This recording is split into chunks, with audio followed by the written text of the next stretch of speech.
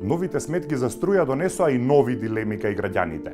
Освен потрошената струја, сега во сметките имаат и надомест за пренос и дистрибуција на струја или така наречена мрежарина.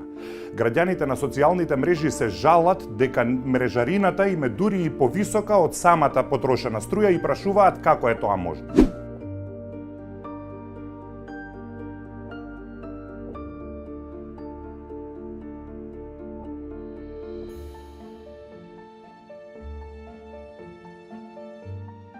Накратко, тоа е така затоа што ефтината струја е речиси џабе, па граѓаните плаќаат само мрежарина која е многу повисока. Мрежарината е иста и за скапа и за ефтина струја. Дали е ова нов трошок во сметките за струја? Не е.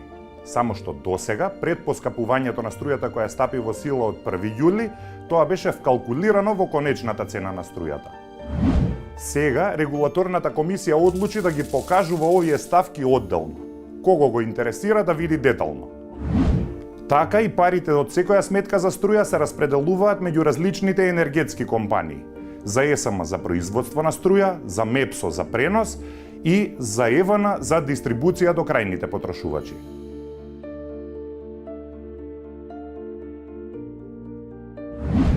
За крај, ако трошите 400 киловат часа струја месечно, 200 во скапа и 200 во ефтина тарифа, сметката за струја ќе ви биде околу 2600 денари. Но ако РЕК Битола одлучи да ви ги подари тие 400 киловат часа струја, тогаш сметката ќе ви биде 1600 денари затоа што вие сепак ќе треба да платите мрежарина за да ви ја донесат струјата до дома. Дали е тоа многу? Тој што продава смета дека е ефтино, тој што купува секогаш смета дека е скапо. Регулаторната комисија за енергетика смета дека е таман.